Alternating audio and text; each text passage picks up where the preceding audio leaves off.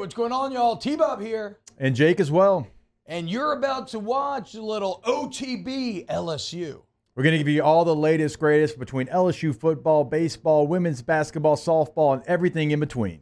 Bottom line, if you want to talk Tigers, keep it locked, subscribe, like it, and we hope you enjoy it. JV Senior saying, we thought our O-line this season would walk us into the playoffs. I don't think the trenches are as important as what they used to be. I think you're taking away the wrong conclusion from the evidence. I think LSU's O-line wasn't quite as dominant as we thought they were going to be, especially, obviously, running the ball. They remain elite pass blockers, but running the ball certainly. Because if you look at the playoff, what does damn near every team, and especially the strongest teams, have in common? They have the best offensive and defensive lines in the country. Pretty much. If you look at this playoff, it is not built on quarterback play. No. It is built on running backs, offense, and defensive line. Yeah. And really front seven on defense. Yeah.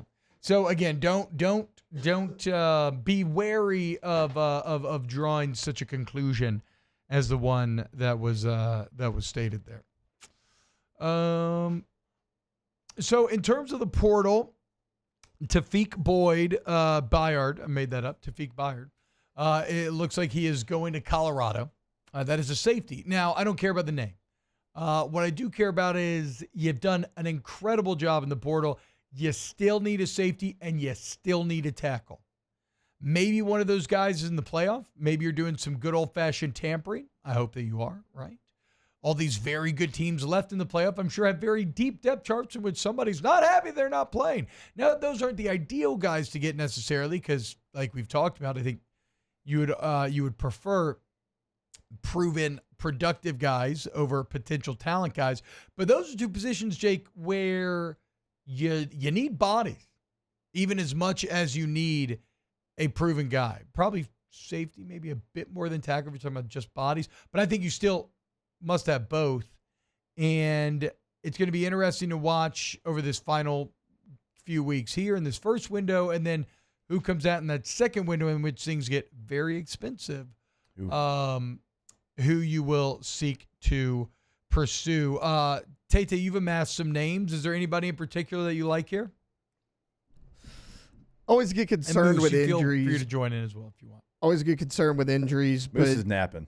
Jaylen Catalon from UNLV. This will actually be his seventh year. I recognize that name. He played at Arkansas for 4 years. Yeah. This is actually his seventh year of college because he's dealt with so many injuries. Yes. But you go look at what he's done. He played in double-digit games in 2020 at Arkansas, 99 tackles, 3 interceptions. He played in 14 games last year for UNLV, 96 tackles, 5 interceptions. So, sure, he's dealt with some injuries. He's been in and out of the lineup, but when the guy's been on the field, he's been productive.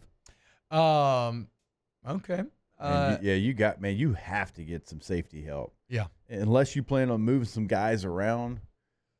Because it wasn't good last year, and you lost those, it wasn't goods. You know what I mean? You're saying, like, when the safeties are at their worst, those are the games that you lost. Like that, and I'm saying, like, the guys that played bad last year, they're graduating or transferring. Yeah. So, like, even the guys that started last year that weren't good are going elsewhere or either moving on. You got to improve there. Yep. And I know you've got a couple of guys that can kind of play corner, can play star, can play safety. I think you need to go Mansour would be one of those guys. Safety-ass safety. Yeah. I mean, somebody that's interesting. I mean, UNLV just finished off an 11-3 season. No, and he's played really well. I mean, injuries are certainly a part of his story, unfortunately. But you know the name because he's played well. He played well against LSU a couple times. But like that's kind of the mold that I'm talking about. Don't get a tweener. Yeah. Not that that's bad. Look, I was one of those. It's okay.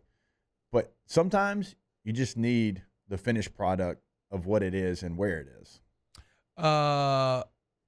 Moose, when y'all are talking portal on AFR, what are your targets that you have? You mean position-wise? We gotta have this. Yes, position-wise or names, if you want names. No, I think everyone's got the same at this point now what they've done. I mean, the ones I really looked at before were edge, safety, tight end, and wide receiver. Now you're down to safety and tackle, really, is what I mean. Yeah. They've hit everywhere. They've hit everywhere else. But, I mean, even even a guy like Byard, who, I mean, yeah, they wanted. Why wouldn't you? The guy just had a really productive season in his first season starting. But again, it was one season. It was just one season starting. So, Yeah. I mean, I think you can even look at that and be like, yeah, he's more productive. He's more proven than what you have. But with 3 years left, is that still just the immediate plug-and-play guy that you've gotten at really every other position so far in the portal? So it's something to definitely keep an eye on. Continue to keep an eye on post playoff, as this is something we're going to see more and more too, where players that are known to be transferring or maybe haven't even announced yet, but they're sticking out with their team for now, and then they will go pursue their fortune here in a bit. At some point, I know we don't have time here in this segment, but we can come back to what you mentioned there, the second portal window and how expensive it really becomes. And you overpay for players that are mid players. Yeah. You just do. It happened last year. Like, we can go back and we could pull the tape of the players that we sat here and we talked about for like 2 to 3 weeks. And what they got and how much money like they were able to scheme away to the production that they actually had. Jaylen Barrow might have been all right. I don't know. But yeah, it was you don't want to get overpay there. city. You don't want to get there. Yeah. Like, these D tackles thinking they're sweet out there. And they're getting, and good on them. They're getting millions for being okay. Wow, Jake, what incredible takes. I mean, those guys, they're just the best. I think so. And if you think so, again, hit the like button, subscribe, ring the bell so you get notifications when we post every single day here on OTB LSU.